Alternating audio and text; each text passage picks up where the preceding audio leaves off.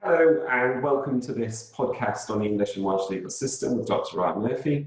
Today we are going to be having a quick explore of officers of Parliament.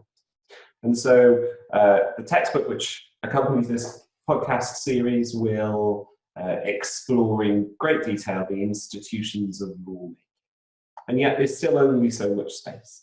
And so what he wants to do was to take a topic very, very, very rarely discussed on law school syllabi and examine it.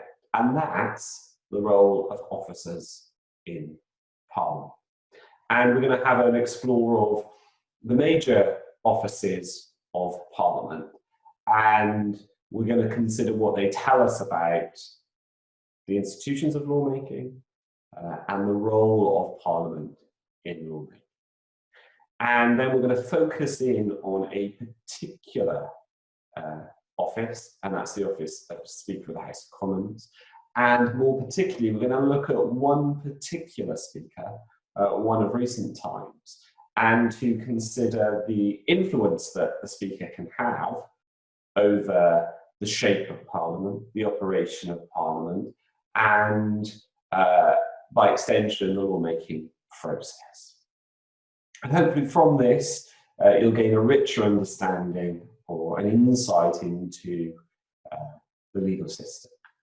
So let's have a little look at the context. So lots of people think of the offices of Parliament and the officers of Parliament as having a largely ceremonial role. So people will undoubtedly recognise, for example, Black Rod, the one who plays the officer in Parliament who plays a particularly prominent role in the state opening of Parliament, the one who walks towards the Commons as the representative of the monarch, has the door slammed in their face and then bashes the door in order to be let in. So that's what people think of when they think of some of the roles of Parliament. They think of those ceremonial roles that people play with the pageantry, and with the regalia, and with all of the pomp and ceremony that goes along with it. But underpinning those roles are often substantive, very important duties to Parliament, and we'll explore some of those as we go along. One of the features of the offices of Parliament and the officers of Parliament is that they mirror other aspects of the legal system in the fact that they have their history long ago.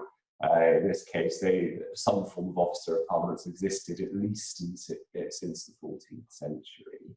And one of the remarkable things about the English legal system is that the English and Welsh legal system is that it holds on to some of these ceremonial roles. It holds on to them and it reshapes them into a more modern purpose. And we'll explore some of that as we go through some of those offices. So how do you get to be one of these officers of Parliament? Well, again, there's no one set way of doing things in the English legal system, and that applies here to officers of Parliament as it does to other aspects of the legal system. So some are actually elected from the Houses of Parliament themselves. Some are crown appointments. So the appointment is within the powers of the monarch. And some have a statutory basis. And so these are much more recent additions to those who have the same privileges as officers of Parliament, like the Ombudsman, who deals with complaints about the processes that MPs have gone through. So let's then start with officers of the House, and particularly officers of the House of Lords, the upper chamber of the Parliament of the United Kingdom. So let's start with the clerk of the Parliament. So there's a clerk that sits in the Commons as well, but they're the clerk of the Commons. This is the clerk of the Parliament. And the language here is chosen very deliberately in the sense that this role is supposed to transcend various sessions of Parliament. So this is a continuing role. They are very, very, very difficult to remove, and so it would involve a resolution of both houses of Parliament in order to remove the Clerk of the Parliament. Their role nowadays is very important. They advise on all procedural matters in the Lords, and so parliamentary procedure is very, very important in Parliament conducting its business in a proper way. And one of the roles of the Clerk of the Parliament is to advise the Lords on those procedural matters. They are technically the employer of all of the Lords' staff, so all of the employees of, who sit within that aspect of the estate of Parliament answer to the Clerk of the Parliament. Then you have Black Rod. Black Rod is the one that I mentioned already previously, who's the Queen's, the monarch's representative in the Lords. And their role is to maintain order within the estate of Parliament that covers the House of Lords. So they're to maintain order. They also participate in the state opening of Parliament, as I've mentioned, as the Crown's representative. They're dispatched from the Lords to go and fetch the Commons to hear the Queen's speech. And they play, as I say, an important role in that ceremony of the opening of a new session of Parliament. Then you have the Lord Speaker. So the Lord Speaker is in charge of chairing the business of the House of Lords. So they're the ones that chair the debates in the chamber, the House of Lords chamber. So I want to quickly deal with those and spend a little bit of more time on officers of the House who sit in the Commons or who come from the Commons. And there are a number of them, the most important of which is the Speaker of the House of Commons, and we'll come back to the Speaker and the role of the Speaker and how the Speaker can really, really shape decision-making in Parliament. They are politically neutral. So once you become Speaker of the House, you resign from your former party. So if you were a member of the Conservative Party, you resign. If you were a member of the Labour Party, you resign. Now that puts you in something, or would put you in something, of a vulnerable position, because it would mean you wouldn't have the party machinery behind you necessarily if you were to seek re-election at a general election. So the Speaker of the House of Commons will be an MP. They'll resign from their party, and by convention, the other parties won't put up candidates against you. The major political parties won't put up candidates against you if you seek re-election to your seat at a general election. This is to ensure that you remain politically neutral and to ensure that you're not disadvantaged by becoming the Speaker. This was put into doubt with the last Speaker, John Bercow, or the last Speaker at the time of recording of John Bercow, and we'll come on to his role as Speaker a little bit later. They chair debates in the Commons, they keep order. As I say, John Bercow was famous for his cries of order across the chamber, and there are lots of internet videos and memes about him trying to keep order in the House of Commons. It's also the role of the Speaker of the House of Commons to call those who are to speak in debates, and quite crucially, if a division in the House of Commons is tied, then the Speaker of the House of Commons will have the casting vote. By convention, that casting vote will always go to the position which preserves the status quo. So they will always vote not to change something if they have the casting vote, rather than to change something. They can make various requests.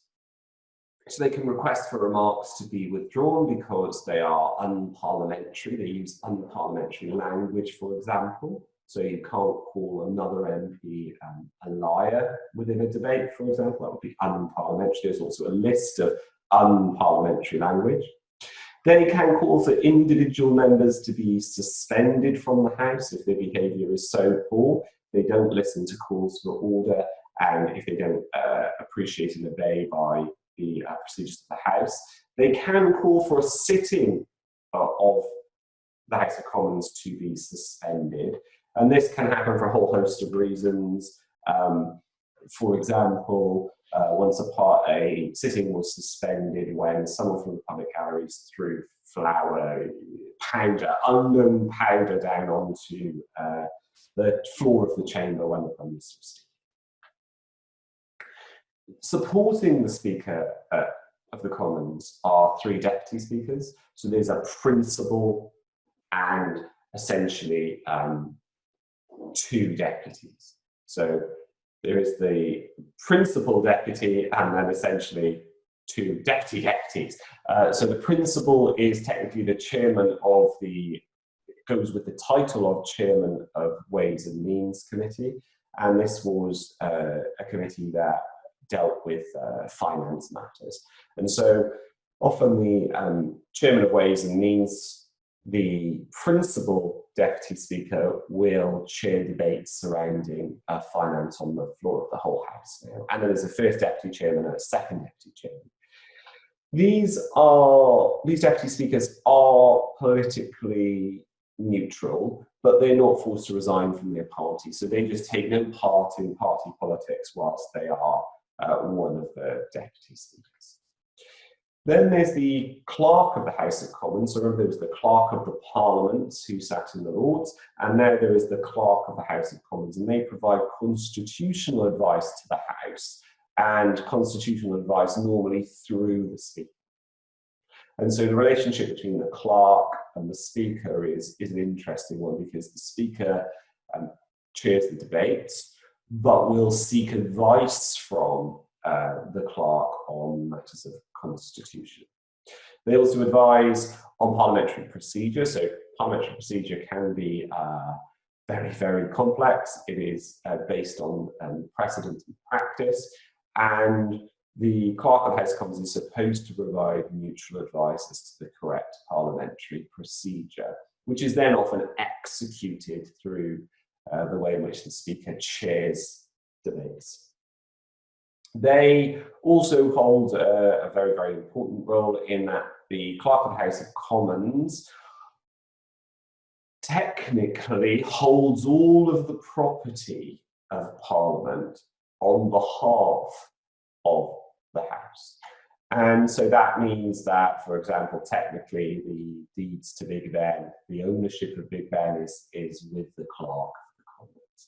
They also sign, he or she can also sign contracts on behalf of the House.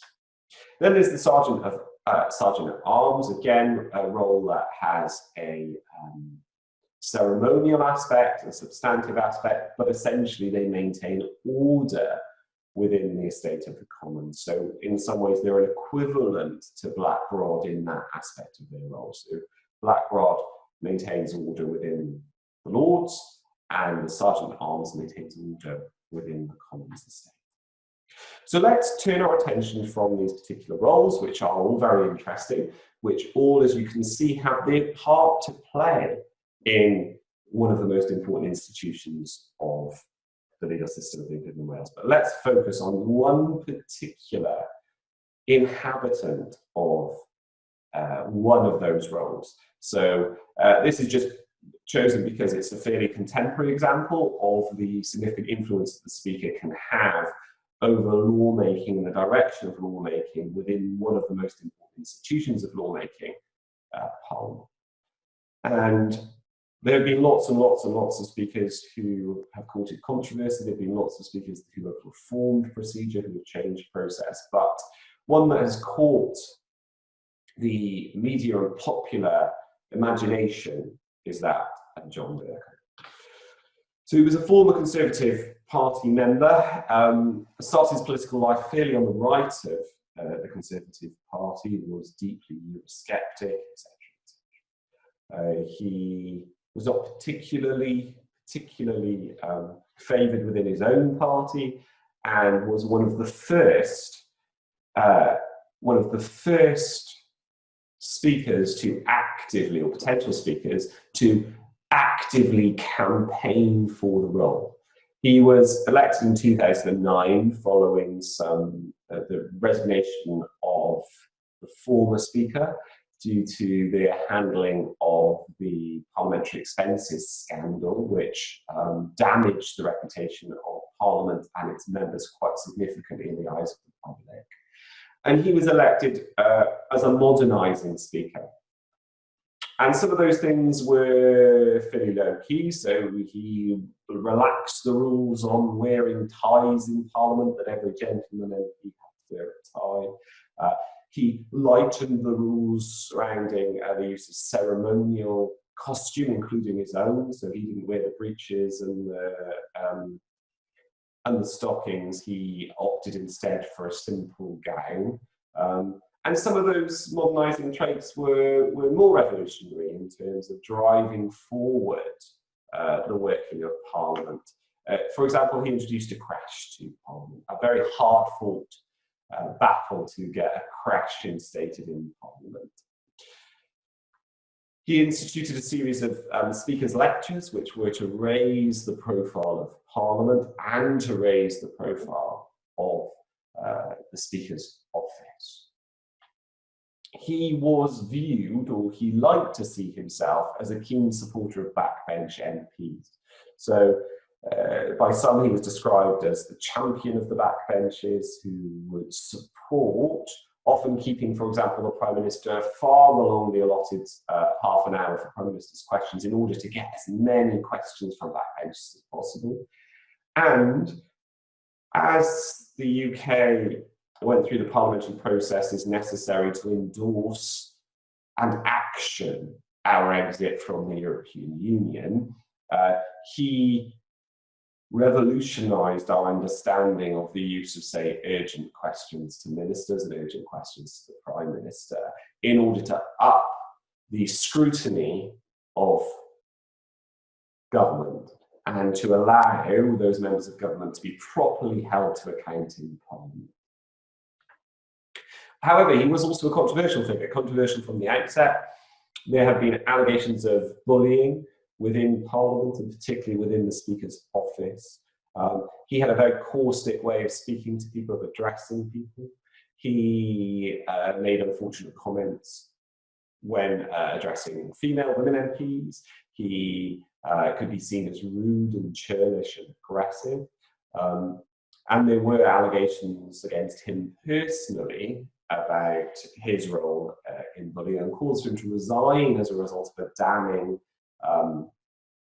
study into allegations of bullying in Parliament. He spoke out and against the potential address by Donald Trump to Parliament in 2017, and courted a lot of controversy and criticism for his outspoken views on these things, considering, as you will recall, that he's supposed to remain politically neutral.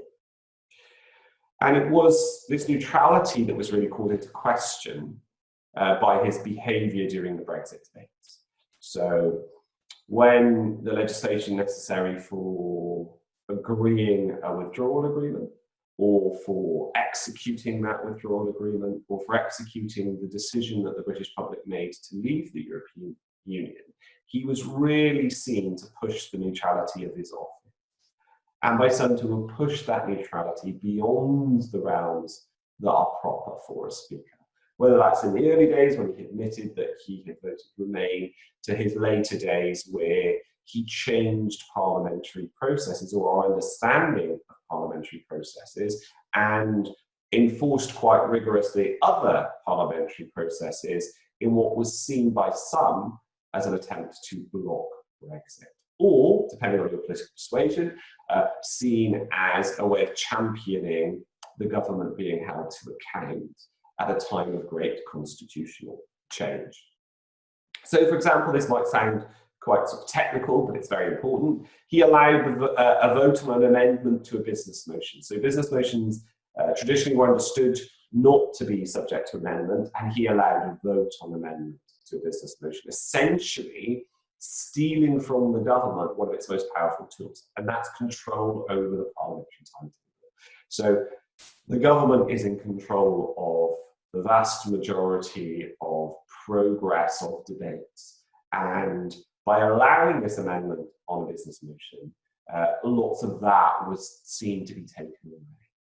And taken away, possibly in a permanent way, making a decision that sets a precedent for the future.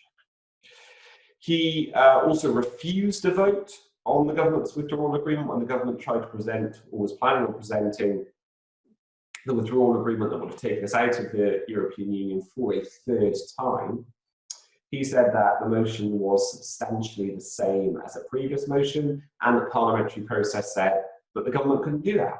They couldn't reintroduce a substantially the same motion twice within a session. And this led to the precipitation of the government proroguing Parliament.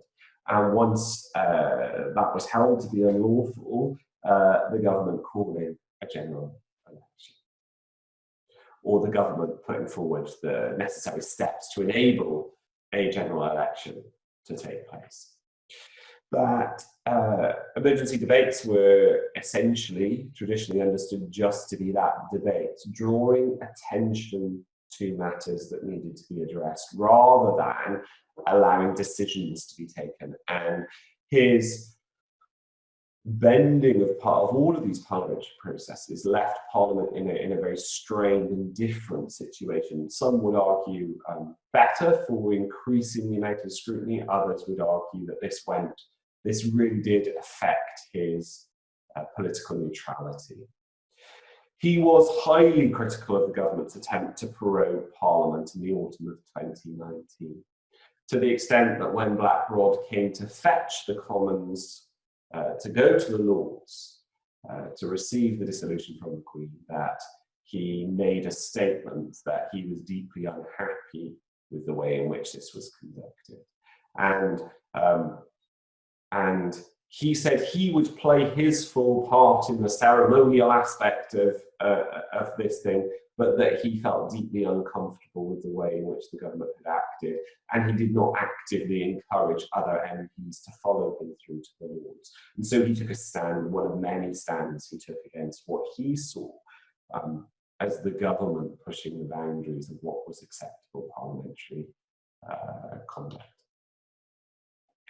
So what I would like you to do is just to have a think about what we can learn from this snapshot of a single speaker and what it tells us about the offices of Parliament.